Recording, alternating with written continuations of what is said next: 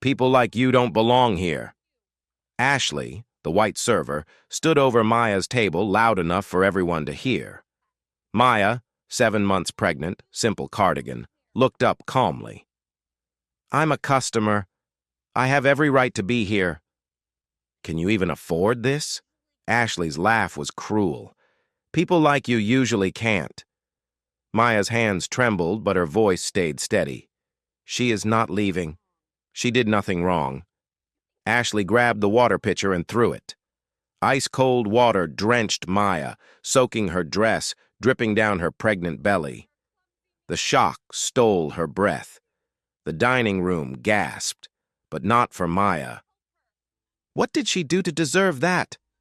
She provoked her. These people always cause drama. Whispers spread, blaming the victim. No one helped. They stared at the soaking, trembling, pregnant black woman and judged. Maya sat in silence, water dripping, baby kicking frantically. She catalogued every face, every person who looked away. What none of them knew was that this moment would change everything. For Ashley, for this restaurant, for everyone who stood by. The reckoning was coming. 2 hours earlier, Maya had walked into the grandeur with no expectations of drama. She wore a soft gray cardigan over her maternity jeans, her natural hair pulled back in a simple bun. She looked like what she was, a tired professional on her lunch break, 7 months pregnant, hoping for a quiet meal while her husband finished a meeting upstairs. She chose a corner table by the window, settling into the cushioned chair with a small sigh of relief. Her back ached, her feet were swollen, but the baby was healthy, active, and that was all that mattered. She smiled to herself, one hand resting on her belly as she reached for the menu. That's when she noticed the stare. Ashley, blonde, late 20s with sharp features and sharper eyes, stood at the host stand looking Maya up and down. The expression on her face was unmistakable: judgment, disdain, dismissal. Maya had seen that look before. Too many times, in hospitals, in stores, in places where her presence was questioned before her credentials were ever asked. Ashley approached slowly, menu in hand, her smile tight and insincere. "Do you have money to pay?" she asked, her tone flat, bordering on rude. Maya blinked, taken aback. "Excuse me?" "I'm just asking," Ashley said with a shrug. "We've had issues before." Maya's jaw tightened, but she kept her voice calm. "Yes, I can pay." Ashley dropped the menu on the table without another word and walked away. No water, no greeting, no acknowledgement that Maya was a paying customer in a restaurant that prided itself on 5-star service. Minutes passed, 5, 10, 15. Maya watched as Ashley moved through the dining room, her demeanor transforming completely when she reached other tables, white customers. She laughed with them, refilled their water without being asked, lingered to chat. She was warm, attentive, professional, but when her path took her near Maya's table, she turned her head and kept walking. Maya felt the familiar tightness in her chest, the quiet, simmering anger that came from being invisible, from being dismissed, from being seen as less than, simply because of the color of her skin. She pulled out her phone and texted Marcus. "At the grandeur. Something's not right." She didn't elaborate. Marcus was in an important meeting with the board, discussing expansion plans for the restaurant chain. She didn't want to worry him, not yet. But as the minutes dragged on and the servers continued to ignore her, passing by with trays of food, refilling water at nearby tables, laughing with customers who had arrived after her, Maya realized this wasn't an accident. This was intentional, systematic. A silent message delivered through neglect. You don't belong here. Another server walked past, younger, black, his eyes meeting hers for just a moment. She saw the flicker of recognition in his face, the brief hesitation, as if he wanted to help. But then he glanced at Ashley, at the manager standing near the bar, and he looked away. Maya understood. He couldn't afford to stand up for her. Not here. Not now. The system protected those who enforced it, not those who challenged it. 30 minutes in, her water glass still empty, her order still not taken, Maya made a decision. She stood, smoothed down her dress, and walked to the bar. It was time to speak up. Maya approached the bar, her hand resting on her belly. The bartender glanced up, then immediately looked away, as if she hadn't spoken. "Excuse me," Maya said steadily. "I've been waiting over 30 minutes. I'd like to order." Ashley appeared, sliding between Maya and the bar. "I told you, I'll get to you when I'm free. Or you can try somewhere else. Somewhere more suitable." The word stung. Maya took a slow breath. "I'm a customer. I have every right to be served." Ashley crossed her arms. "Do you? You've been sitting there for half an hour without ordering. Maybe you're just taking up space." Nearby customers glanced over. Some looked uncomfortable. None spoke up. The baby kicked hard. Maya placed both hands on her belly, centering herself. Her phone buzzed. Marcus. She ignored it. She couldn't leave now. Leaving meant accepting this treatment. "I'd like to speak to the manager," Maya said. Ashley's smile widened, cold. "Sure, let me get him for you." She walked away slowly, deliberately. Maya stood at the bar, exposed, every eye judging her. Minutes passed. Ashley didn't return. Maya's phone buzzed again. "Marcus, everything okay?" She typed quickly. "I'm fine, just waiting." She didn't tell him what was happening, not yet. She needed to see how far this would go. She opened her phone's voice recorder discreetly, slipping it into her pocket. If they were going to humiliate her, she'd have evidence. Finally, a man emerged. Tall, white, 40s, manager's badge reading Brian. He approached slowly, as if her time didn't matter. "Can I help you?" His tone was cold. "I've been waiting over 30 minutes, Maya said calmly. "Your staff has ignored me while serving others who arrived after me." Brian glanced around. "Did you make a reservation?" "No, but..." "We prioritize reservations during peak hours. If you don't have one, you'll need to wait." Maya gestured to the half-empty restaurant. "There are available tables. I've been here longer than anyone." "Do you have proof of how long you've been here?" The question hit like a punch. "Proof?" "Yes, because from where I'm standing, it looks like you just walked in." The baby kicked sharply. Maya winced, pressing her hand to her side. She needed to sit. She needed water. But she stood taller instead. "I'm waiting for my husband, Marcus Thompson. He's in a meeting upstairs." Brian's eyebrows lifted, skepticism clear. "Marcus Thompson, the CEO. And you're his... wife." The pause said everything. "Yes," Maya repeated steadily. Brian exchanged a glance with Ashley, who had reappeared, smirking. They didn't believe her. "Ma'am," Brian said slowly, "if you can't provide proof of reservation or payment, I'm going to have to ask you to leave." Maya's chest tightened. The room felt smaller. But she didn't move. She wouldn't. Not until she had what she came for: justice. Maya stood her ground. "I'm not leaving. I have every right to be here." Brian's jaw tightened. He turned to Ashley. "Did she cause any issues?" Ashley seized the moment. "She's been sitting there over an hour, not ordering. Now she's claiming to be married to Mr. Thompson." She laughed cruelly. "Look at her. Does she look like someone who'd be married to a CEO?" The words cut deep. Customers turned fully, no longer pretending not to watch. Maya felt the weight of their judgment. Her cardigan suddenly shabby, her jeans too casual, her natural hair too unrefined. But anger burned hotter than shame. "What exactly are you implying?" Maya asked steadily. Ashley stepped closer. "I'm saying it straight. Women like you come in pretending to be someone they're not. Sugar babies, gold diggers. Maybe you stole someone's credit card." The accusation hit like a punch. The baby kicked hard. Maya pressed her hand to her belly, fighting to stay calm. "That's a serious accusation," she said quietly, "based on nothing but the color of my skin." Brian held up a hand, patronizing. "Let's not make this about race. This is about policy. We have standards.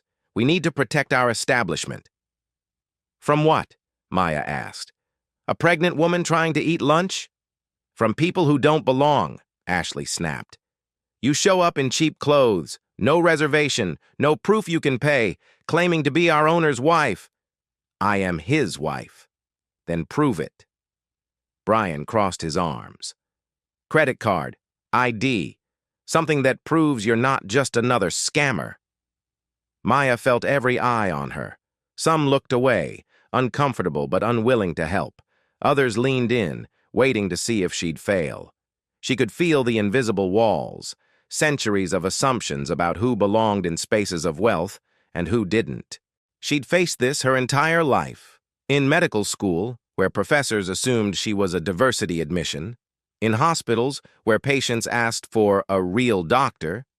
In stores where security followed her. But this was her husband's establishment. This was supposed to be safe.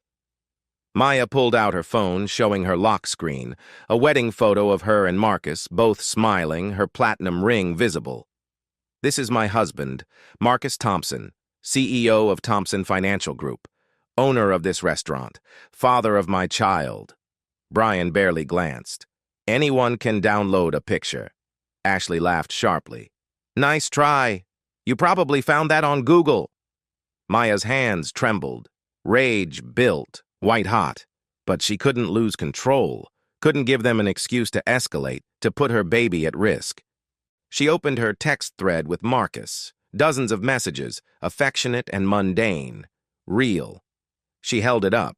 Brian waved it away. "That doesn't prove anything." "Or you stole someone's phone," Ashley added. Something inside Maya broke, not her resolve, but her hope that decency might prevail. She photographed their name tags, emailed them to Marcus's legal assistant. "Need full HR records on these employees, immediate review of protocols, pattern of discrimination." Then she looked up, calm but sharp. "You've made assumptions today based entirely on how I look, accused me of theft, fraud, deception without evidence, denied me service you gave every white customer, humiliated me publicly, questioned my marriage, treated me like a criminal, all because I'm black." Brian's face reddened. "Now wait. I'm not finished." Maya's voice cut through. "These protocols seem designed to target specific customers. But I wonder, do you know who you're actually dealing with?" Ashley rolled her eyes. "Oh, here we go. The race card." "No," Maya said softly. "A reality. One you're about to understand in ways you never imagined." She walked back to her table slowly, deliberately, despite the pain in her back, despite the baby's frantic kicks. She sat down, hands on her belly, and waited. Marcus's meeting would end soon. And when he came downstairs and saw what had happened, when he learned his pregnant wife had been humiliated in his own restaurant, there would be consequences. Not violent, not cruel, but thorough, systematic, the kind that came from power wielded with precision. Maya closed her eyes and breathed. The storm was coming. The minutes after felt suspended, thick, slow, suffocating. Maya sat at her table, hands on her belly, watching the restaurant continue around her as if nothing had happened. Silverware clinked, laughter echoed. Ashley moved through the room with renewed confidence. But something had shifted. Maya felt it in the glances, the whispers, the tension hanging like humidity before a storm. The baby had stopped kicking. Maya pressed gently, waiting for response. Nothing. Her heart spiked. She pulled out her phone, hesitating over Marcus's contact. Should she call? But the meeting was important. She didn't want to be the hysterical wife who couldn't handle difficulty. Except this wasn't just difficult. This was dangerous. Before she could decide, Ashley returned, not to serve, but to clear the table beside hers, deliberately bumping Maya's chair. "Excuse me," Maya said quietly. Ashley ignored her, continuing with invasive movements. "I said excuse me." Ashley turned, false innocence painted on her face. "Is there a problem?" "You're in my space. I'm doing my job. Unless you'd like to complain again?" "Oh, wait, you did. And here you still are." Before Maya could respond, a voice cut through. "Is everything all right here?" An older black couple approached from 2 rows over. The man, dignified, silver-haired, looked directly at Maya. "Ma'am, are you being treated properly?" Maya's throat tightened. Finally, someone willing to stand up. "No, I'm not." The man's wife stepped forward. "We've watched everything for 40 minutes. You came in before us. They ignored you while serving everyone else. That manager accused you of lying." She turned to Ashley. "This is discrimination. Clear and simple." Ashley flushed. "I don't know what you think you saw. I know exactly what I saw, and I'm recording it." The woman held up her phone. "Started 20 minutes ago. Got everything." Ashley's color drained. She looked frantically for backup as Brian strode toward them, thunderous. "What's going on?" he demanded. "We're documenting discrimination," the man said calmly. "I'm a retired attorney. This woman has been denied service, accused of fraud, humiliated, while you served every white customer." Brian's jaw clenched. "Sir, I'll have to ask you to put that phone away." "Legal in a public establishment. I know my rights, and hers." The situation escalated, drawing more attention. Other customers pulled out phones, some recording, some texting. Whispers grew into conversations. "Did you see how they treated her?" "She's probably making it up." People always play the race card. The dining room divided, lines drawn by perspective, experience, skin color, history. Brian raised his voice. "Everyone calm down. This is private." "This isn't private," the attorney said. "This is a civil rights issue. Remove her or us without cause, you'll have a lawsuit by day's end." Ashley stepped forward, composure cracking. "She's causing problems, claiming to be someone she's not, trying to scam us." "I'm not scamming anyone," Maya said, her voice finally rising. She stood slowly, hand on belly, gripping the table. "I'm a paying customer, a pregnant woman who expected basic decency and got accused of being a thief, liar, fraud, all because of my skin color." "That's not," Brian started. "It is. Everyone here knows it. The only question is whether they'll admit it." The attorney's wife moved closer, positioning herself as barrier. "Sweetheart, sit down. You're shaking." Maya was shaking. She hadn't realized. Her legs felt weak. Vision blurred. She started lowering into the chair, and Ashley snapped. "I am so sick of this," she shouted, voice cracking. "You people come in acting like you own the place, demanding special treatment." "Ashley," Brian warned. "And when we try to maintain standards, you turn it into some racial thing." She grabbed a water pitcher. "You want water so badly? Fine. Here's your water." Time slowed.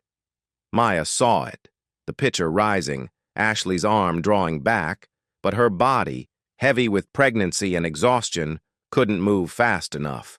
The water hit like ice. It soaked through her cardigan, her dress, drenching her completely.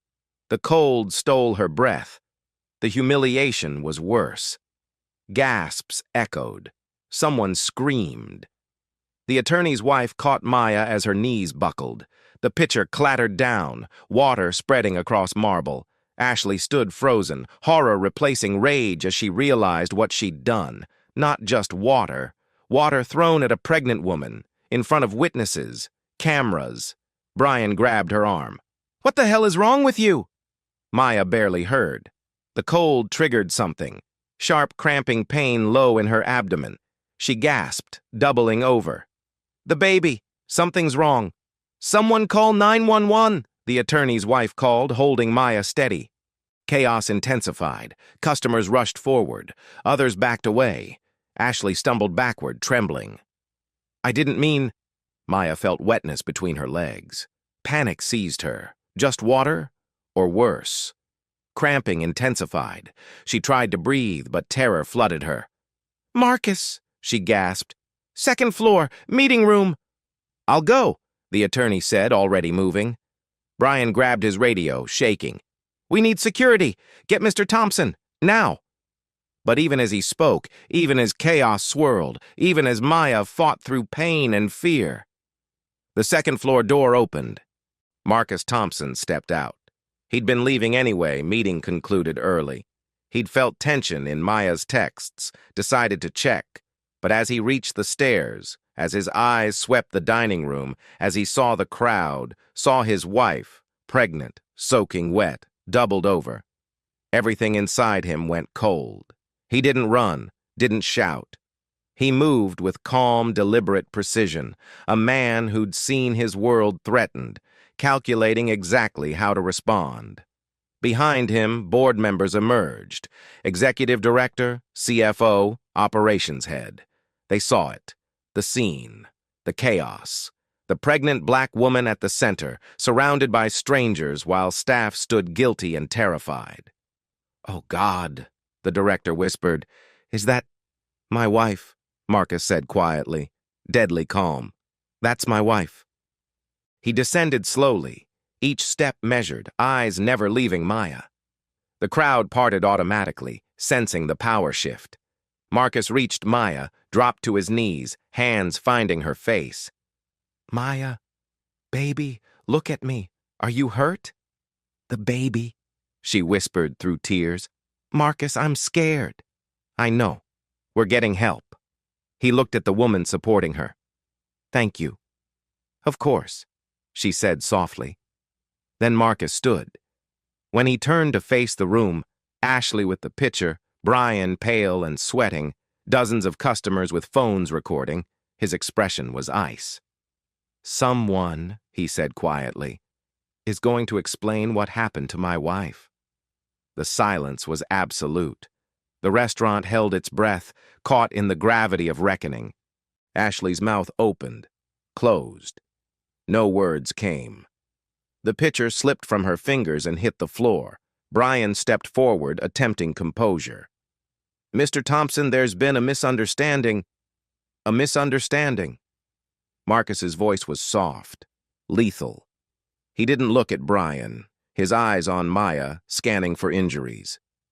"My wife is soaking wet, in pain, terrified for our child, and you're calling it a misunderstanding." "Sir, if you'll let me explain." "I don't want your explanation. I want to know who threw water on my pregnant wife." Every eye turned to Ashley. She stood rooted, face ashen.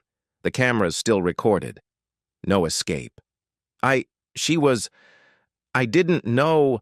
"You didn't know what?" Marcus asked quietly. "That she was pregnant? That's visible. That she was a customer. She was sitting at a table. That she deserved basic decency? That should be assumed." He paused, jaw tight. "Or did you not know she's my wife?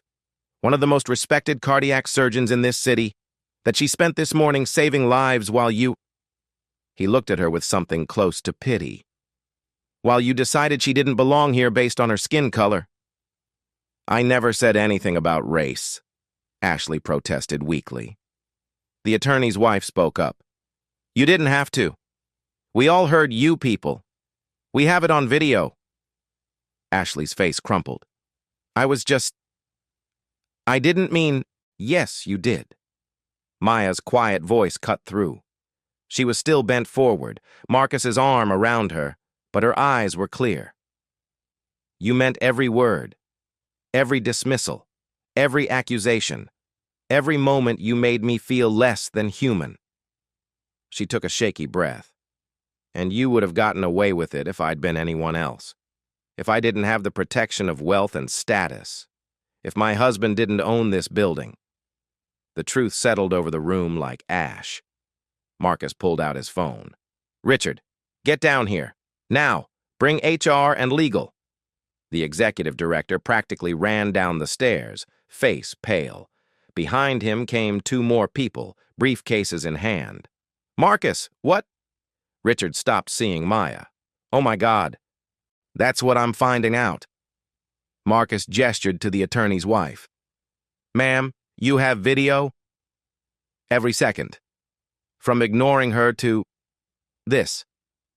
I'll need a copy, for legal purposes. Marcus glanced at his phone. I'm also reviewing our security footage. Every camera in this building has been recording. He looked at Brian and Ashley. So whatever you're about to tell me, remember, I'll have video evidence. Brian went from pale to green. Ashley looked sick. Richard moved closer to Maya. Mrs. Thompson, are you all right? Should we call an ambulance? Already on the way, the retired attorney said. ETA 3 minutes.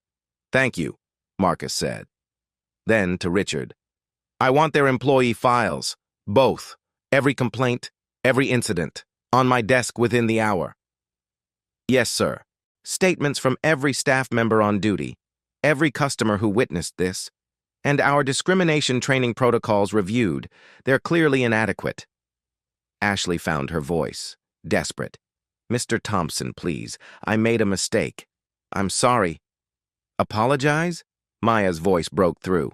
You think an apology fixes this? You humiliated me, accused me of crimes, threw water on me while I'm carrying my child. You made me afraid in a place that should have been safe. I didn't know you were. It shouldn't matter who I am. Maya's voice rose. Every person deserves respect. Every black woman deserves to sit for a meal without being accused of fraud. Every pregnant woman deserves kindness. You didn't withhold those things because you didn't know who I was. You withheld them because you decided I wasn't worth it. The words hung, indisputable. Sirens wailed closer. Through the windows, red and blue lights flashed. Ambulance arriving. Behind it, police. Paramedics rushed in, assessing quickly. Blood pressure elevated but stable, fetal heartbeat strong. Immediate danger passed, but they wanted hospital monitoring. I'm going with her, Marcus said. Of course, the lead paramedic said. As they prepared the gurney, as Marcus helped Maya stand, he turned back to face the restaurant. His restaurant. His responsibility. Richard, you're in charge until I return, but understand, his voice carried to every corner. What happened here doesn't leave as a covered-up incident. It leaves as a lesson. We will review every policy, retrain every employee, make sure no one ever experiences what my wife experienced today. He looked directly at Ashley and Brian. You're both suspended without pay, effective immediately. Legal will be in touch regarding formal termination and potential criminal charges. Ashley's legs gave out. She collapsed into a chair, face in her hands. Brian tried once more. Sir, with all due respect— You've shown no respect today, Marcus interrupted. Not to my wife, not to your customers, not to basic human decency. So, I have none to give you. The paramedics were ready. Marcus climbed into the ambulance beside Maya, taking her hand, pressing his lips to her forehead. I've got you, he whispered. You're safe now. As the ambulance pulled away, the restaurant remained frozen. Customers slowly moved, gathering things, asking for checks, whispering. The attorney and his wife stood together, her phone in hand, video saved. Proof, evidence, truth. Richard looked at Ashley and Brian, disappointment and resignation in his expression. HR will contact you within 24 hours. Don't come back for your next shifts. Security will mail your belongings. He turned to remaining staff. We're closing for the day. Everyone goes home. Tomorrow, we begin retraining. And we begin making this right. As the restaurant emptied, as lights dimmed, as the weight settled into every corner, one thing became clear. The storm hadn't just arrived. It had demolished everything, and rebuilding would take more than apologies. It would take accountability. The hospital kept Maya overnight for observation. Marcus never left her side. By morning, doctors confirmed both mother and baby were healthy, stable, unharmed despite the trauma. But while Maya rested, Marcus worked. His legal team arrived within hours. They reviewed security footage frame by frame, compiled 17 witness statements, and received the video from the retired attorney's wife. The evidence was damning, irrefutable. By sunrise, consequences began. Ashley Mitchell and Brian Foster received certified letters before 8 a.m. Termination, effective immediately. No severance, no references. Their names added to a national database of service workers dismissed for discrimination, a permanent mark following them everywhere. Marcus's legal team filed formal complaints with the state attorney general, requesting criminal prosecution. The charges: assault against a pregnant woman, a felony, and hate crime enhancement. Ashley faced 3 to 5 years in prison. Brian, as supervisor who'd enabled her, faced conspiracy charges, 2 to 3 years. Arrest warrants issued within 48 hours. Thompson Financial Group's press release went viral. Marcus didn't hide what happened. He laid out the facts and took responsibility for leadership failure. He announced immediate actions: mandatory anti-discrimination training, independent audits, anonymous reporting systems, and $500,000 donation to the National Civil Rights Coalition. The video posted online, tagged "Our Justice for Maya," reached 40 million views in 24 hours. National news picked it up. Ashley's social media flooded with demands for accountability. She deleted everything within 36 hours, but screenshots circulated. Her face became synonymous with casual racism. Job applications rejected immediately. Brian's professional network evaporated. Within a week, Ashley moved back with her parents, her hospitality career over. Brian found warehouse work, night shifts, far from customers. The grandeur reopened after 5 days. Every employee underwent 40 hours of training on implicit bias and discrimination consequences. Marcus established the Dignity and Equality Scholarship Fund, $5 million for Black and minority students pursuing medicine, business, and hospitality. The culture shifted. Employees became more vigilant, more willing to speak up. "Never again" became the unofficial motto. 3 months later, Maya returned. 8 months pregnant, Marcus beside her. Staff greeted her with genuine warmth and respect. The new manager approached with tears. "Mrs. Thompson, I'm so sorry for what happened." Maya smiled, hand on her belly. "I'm not here for apologies. I'm here because this is where change began." The restaurant thrived, becoming known for its commitment to equity. Applications tripled. Justice, Maya reflected, wasn't just punishment. It was transformation. Ashley and Brian had lost everything because they'd refused to see her humanity. But in losing, they'd sparked something larger, a reminder that dignity wasn't negotiable and discrimination had consequences. Real ones, lasting ones, the kind that changed everything.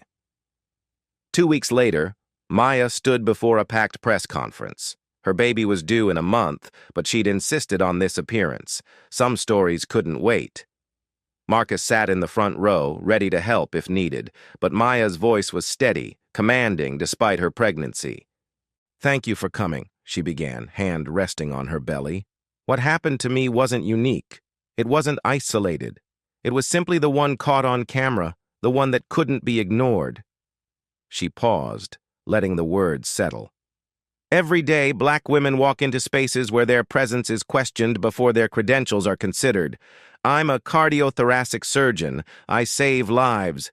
But that day, I was just another Black woman who didn't belong." Her voice caught slightly. Marcus started to rise, but she shook her head. She could do this. "I don't share this for revenge. Ashley and Brian will face legal consequences, but punishment alone doesn't heal. It doesn't prevent the next person who decides someone's humanity is negotiable." She looked directly at the cameras. "I want to talk about forgiveness, not the kind that erases accountability, but the kind that refuses to let hatred consume us. I forgive Ashley because I believe people can change when confronted with harm they've caused. I don't excuse what she did, but I refuse to let her hatred diminish my compassion." She shifted weight, the baby kicking. "Forgiveness doesn't mean forgetting. It means channeling pain into purpose, anger into action. That's why we established the Dignity and Equality Scholarship Fund, why we're implementing comprehensive training, why we're here, not to celebrate someone's downfall, but to build something better. Her voice strengthened. I was fortunate. I had resources, status, a husband with power. But think about those who don't, the single mothers who face discrimination and can't fight back, the teenagers dismissed before they speak, the elderly treated like they're invisible. Maya set her notes aside. This isn't just about restaurant service, it's about dignity every human deserves, regardless of skin color or status.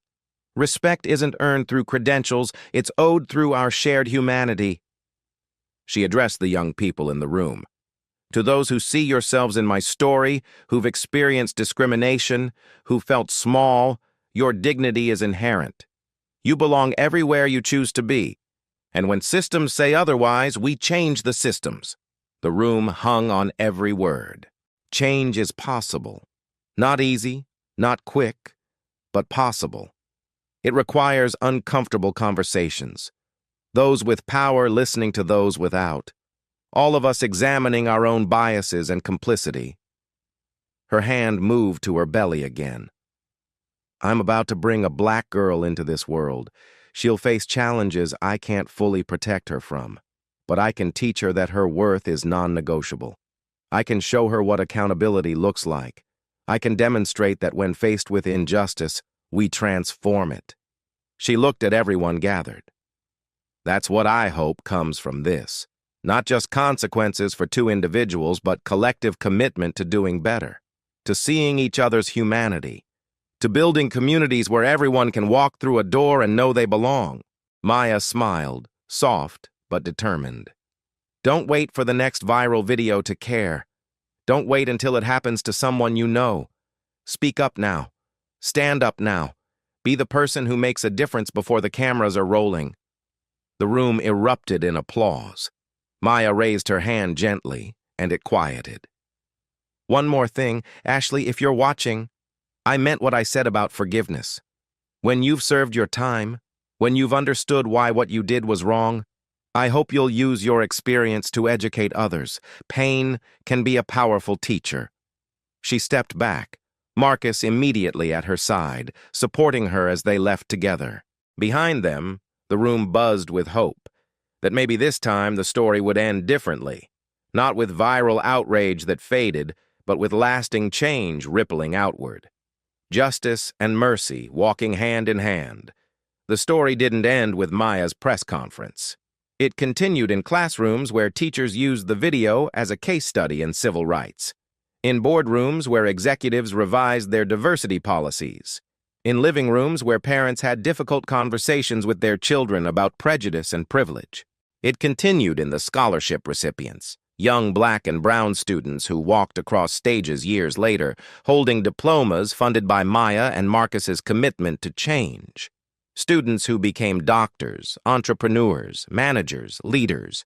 Students who remembered that their education had been born from one woman's refusal to accept indignity. It continued in the restaurants and stores and offices where employees thought twice before making assumptions based on appearance, where the phrase, "never again," became more than a motto. It became a practice, a culture, a standard. But most importantly, it continued in individual moments of courage. The customer who spoke up when they saw discrimination happening at the table next to them. The manager who intervened when an employee made a racist comment, even though it made the shift awkward. The teenager who called out their friend's prejudiced joke instead of laughing along. The colleague who advocated for their coworker when they weren't in the room. These moments didn't go viral. They weren't captured on video or analyzed on news programs. But they mattered. They accumulated. They shifted the culture one interaction at a time. 6 months after the incident, Maya gave birth to a healthy baby girl. They named her Grace, for the grace Maya had shown in choosing transformation over vengeance, for the grace that allowed healing alongside accountability. Marcus posted a single photo, Maya holding Grace, both of them smiling, the caption reading simply, "Our future, worth fighting for." The post received millions of likes, but the real measure of success wasn't in the engagement metrics. It was in the messages that flooded in from strangers. Your story gave me courage to report discrimination at my workplace. I watched the video with my teenage son. We had the most important conversation we've ever had. I was Ashley once. Not exactly, but close. Your wife's words about change being possible helped me do the hard work of confronting my own biases. Thank you. That last message made Maya cry, not from pain, but from hope. Because that was the point, wasn't it? Not to destroy people, but to wake them up. Not to seek revenge, but to demand better. Not to accept the world as it was, but to actively build the world as it should be. The next time you witness injustice, in a restaurant, a store, an office, anywhere, you have a choice. You can look away, tell yourself it's not your business, convince yourself that saying something won't make a difference. Or you can be the person who stands up, who records the truth, who says, this isn't right, who refuses to let silence be mistaken for consent. You can be the attorney and his wife, pulling out a phone and becoming a witness. You can be Marcus, using your power and privilege to protect those with less. You can be Maya, choosing dignity and transformation even in the face of humiliation. The choice is yours. But remember, every time you choose silence, you choose the side of the person holding the water pitcher. Every time you choose action, you choose the side of justice. And here's the truth they don't tell you. The person you stand up for today might not have the power to fight back, but their daughter might. Their son might. The person watching from the next table might. Seeds planted in moments of courage grow into forests of change. So ask yourself, what will you do the next time you see someone being treated as less than human? Will you record it? Report it? Speak up? Stand up? Or will you be the person who, years from now, sees their own face in a viral video and realizes too late that actions have consequences? The Ashley Mitchells of the world thought they were safe in their prejudice. They thought their assumptions were shared, their behavior acceptable, their actions consequence-free. They were wrong. And so is anyone who thinks the fight for dignity and equality is someone else's responsibility. It's yours. It's ours. It's all of us, every day, in every choice we make about how we treat each other. Maya Thompson walked into a restaurant expecting lunch. She left having sparked a movement. What will you spark?